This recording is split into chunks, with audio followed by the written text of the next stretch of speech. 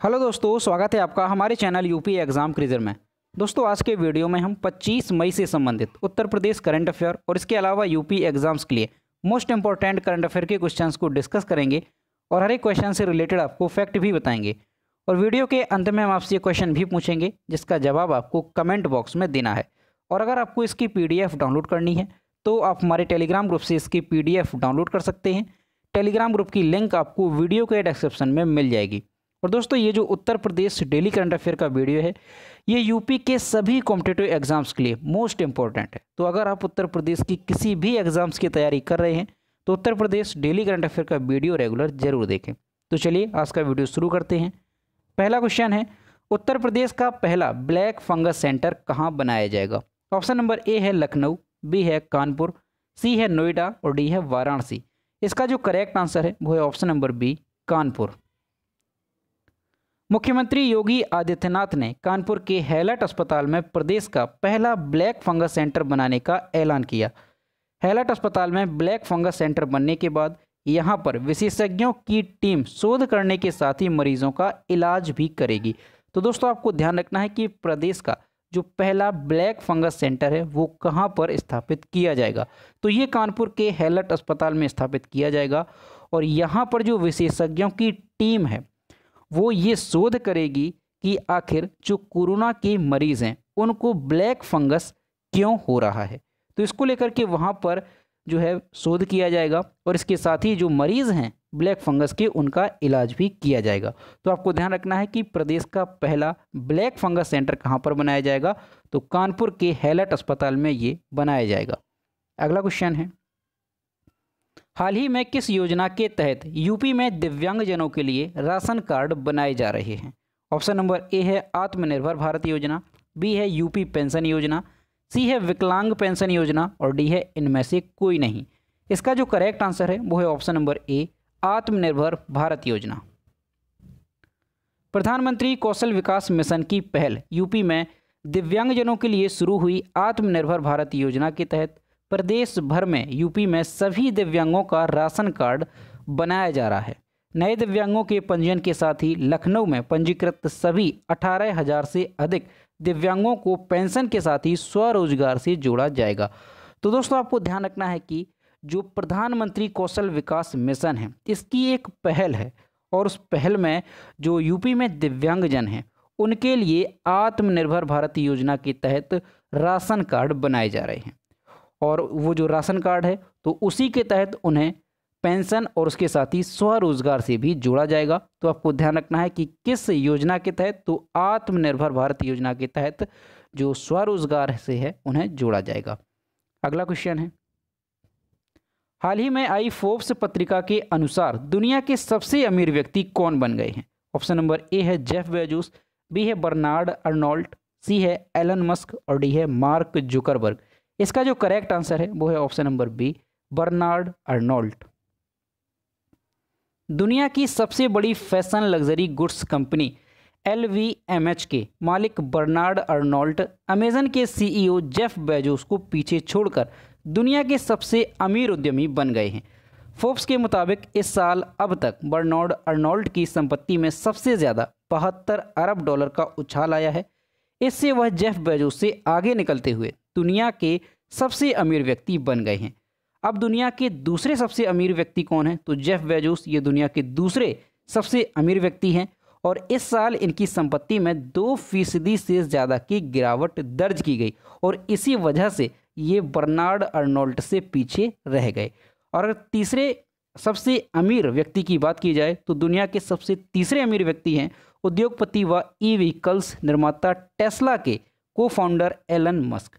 तो आपको यहाँ पर तीनों याद रखने हैं। सबसे अमीर व्यक्ति कौन बन गए हैं? तो बर्नार्ड अर्नोल्ट, और दूसरे नंबर पर पहुंच गए हैं जेफ बेजोस, और जो तीसरे नंबर पर हैं वो हैं एलन मस्क। और ये जो रिपोर्ट है ये जारी कब की गई? तो ध्यान रखना है 24 मई को ये जो है फोर्ब्स की पत्रिका में प्रकाशित किया गया है। और यहाँ पर आप इमेज में देख सकते हैं ये हैं बर्नार्ड अर्नोल्ट जो कि दुनिया के सबसे अमीर व्यक्ति बन गए हैं। अगला क्वेश्चन है, किस राज्य ने संजीवनी परियोजना लॉन्च की है? ऑप्शन नंबर ए है उत्तर प्रदेश, बी है हरियाणा, सी है छत्तीसगढ़ और डी है झारखंड। इसका जो करेक्ट आंसर है वो है option number B, Haryana. Haryana के मुख्यमंत्री श्री मनोहर लाल खट्टर ने 24 मई को संजीवनी परियोजना लॉन्च की। इसका मकसद कोविड-19 के हल्के से मध्यम लक्षणों वाले ग्रामीण लोगों को उनके घर पर ही इलाज एवं दवा की सुविधा उपलब्ध कराना है। इसके तहत कोविड-19 की जो दूसरी लहर चल रही है और इसके इलाज के बारे में जागरूकता फैलाना इसका उद्देश्य है। वहीं एम्बुलेंस ट्रैकिंग, ऑक्सीजन की आपूर्ति, अस्पताल में बिस्तरों की उपलब्धता आदि के बारे में जानकारी मिल सकेगी। इन सुविधाओं की डिलीवरी सुनिश्चित की जा सकेगी। तो आपको ध्यान रखना है कि जो संजीवनी परियोजना है ये किस राज्य में शुरू की गई, तो ये हरियाणा के मुख्यमंत्री श्री मनोहर लाल खट्टर ने इसे लॉन्च किया है। कब? तो 24 मई को। अगला क्वेश्चन है, खबरों में रहा कुनो नेशनल पार्क किस राज्य में है? ऑप्शन नंबर ए है उत्तर प्रदेश, बी है बिहार, सी है मध्य प्रदेश और डी है उड़ीसा। इसका जो करेक्ट आंसर है वो है option number C, Madhya Pradesh. इस साल नवंबर में दक्षिण अफ्रीका से मध्य प्रदेश के कुनो नेशनल पार्क में चीते लाए जाने की उम्मीद है। यह पार्क मध्य प्रदेश के श्योपुर जिले में स्थित है। यह मध्य प्रदेश के चंबल क्षेत्र में 750 वर्ग किलोमीटर से अधिक क्षेत्र में फैला हुआ है। यह एक संरक्षित क्षेत्र है जहां 4 सिंग वाली मार्ग, चिंकारा, नीलगाय, चित्तीदार हिरण और जंगली सुअर पाए जाते हैं। तो दोस्तों आपको ध्यान रखना है कि ये जो मध्य प्रदेश का नेशनल पार्क है, कुनो नेशनल पार्क, ये क्यों चर्चा में है? क्योंकि इस साल नवंबर में दक्षिण अफ्रीका से जो ये नेशनल पार्क है उसमें चीते लाए जाने की उम्मीद है, तो इस वजह से ये चर्चा में बना हुआ है। तो आपको ध्यान रखना है कि कुनो नेशनल पार्क कहाँ पर स्थित है, तो ये मध्य प्रदेश में स्थित है। अगला क्वेश्चन है, प्रोजेक्ट मदद का उद्देश्य क्या है? ऑप्शन नंबर ए है स्थानीय स्वास्थ्य कर्मियों को प्रशिक्षण देना, बी है गर्भवती महिलाओं को कोविड-19 की तीसरी वेव के बारे में जागरूक करना, सी है वृद्ध लोगों को वैक्सीन देने के लिए सहायता करना और डी है कोविड-19 के कारण अनाथ हुए बच्चों का पालन पोषण करना। इसका जो करेक्ट आंसर है वो है ऑप्शन नंबर ए, स्थानीय स्वास्थ्य कर्मियों को प्रशिक्षण देना। डॉक्टरों एवं प्रोफेशनल डायस्पोरा के एक समूह ने प्रोजेक्ट मदद की शुरुआत की है। इसका मकसद लोकल हेल्थ केयर वर्कर्स एवं पंजीकृत मेडिकल प्रॉपर एजुकेशन एवं ट्रैकिंग प्रदान करना है ताकि गांव में बढ़ते कोविड-19 के रोका जा सके। इसके अलावा अस्पताल में उपलब्ध बेड के बारे में जानकारी देना एवं टीकाकरण के बारे में फैलाई जा रही गलत सूचनाओं का खंडन करना इस प्रोजेक्ट का अहम उद्देश्य है। तो आपको ध्यान रखना है जो प्रोजेक्ट मदद है इसका उद्देश्य क्या है, तो इसका उद्देश्य है कि अस्पताल में उपलब्ध जो बेड हैं उसके बारे में जानकारी देना एवं टीकाकरण के बारे में जो गलत सूचनाएं फैलाई जा रही हैं उसका खंडन करना इसका अहम उद्देश्य है। अगला क्वेश्चन है, निम्नलिखित में से कौन सा मंत्रालय be with yoga be at home विषय पर सेमिनार आयोजित कर रहा है? ऑप्शन नंबर ए है शिक्षा मंत्रालय, बी है संस्कृति मंत्रालय, सी है स्वास्थ्य एवं परिवार कल्याण मंत्रालय और डी है आयुष मंत्रालय। इसका जो करेक्ट आंसर है वो है ऑप्शन नंबर डी, आयुष मंत्रालय। आयुष मंत्रालय be with yoga be at home विषय पर 5 विभिन्न वेबिनार की श्रृंखला का आयोजन कर रहा है। देश के 5 प्रसिद्ध संगठन इस श्रृंखला में सहयोग करेंगे। प्रत्येक संगठन के सहयोग से एक एक विषय पर वर्तमान परिदृश्य के महत्व पर एक एक वेबिनार आयोजित किया जाएगा।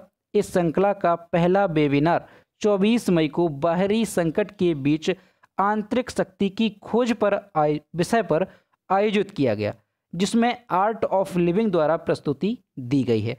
तो आपको ध्यान रखना है कि जो ये be with yoga be at home ये इस विषय पर जो एक वेबिनार श्रृंखला है उसका आयोजन कौन कर रहा है, तो आयुष मंत्रालय इसका आयोजन कर रहा है। अगला क्वेश्चन है, माउंट नीरागोंगो ज्वालामुखी किस देश में अवस्थित है? ऑप्शन नंबर ए है सूडान, बी है मिस्र, सी है कांगो और डी है दक्षिण अफ्रीका। इसका जो करेक्ट आंसर है वो है ऑप्शन नंबर सी, कांगो। लगभग 2 दशक के बाद अफ्रीकी देश कांगो के गोमा शहर के नज़दीक स्थित ज्वालामुखी माउंट नीरागोंगो फट गया, जिससे पूरा आसमान लाल रंग का हो गया और लावा बहकर सड़कों पर आ गया। यह ज्वालामुखी पिछली बार 2002 में फटा था, तब वहां सैकड़ों लोग मारे गए थे एवं भारी तबाही मची थी। माउंट नीरागोंगो पूर्व मध्य अफ्रीका के विरुंगा पर्वत में अवस्थित एक सक्रिय ज्वालामुखी है।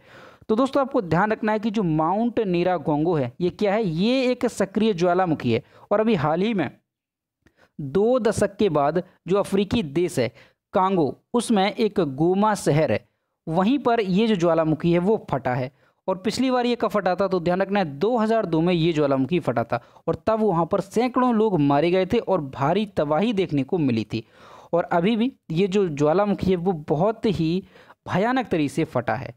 तो आपको ध्यान रखना है कि माउंट नीरागोंगो क्या है, ये एक ज्वालामुखी है और ये सक्रिय ज्वालामुखी है, ये भी आपको ध्यान रखना है।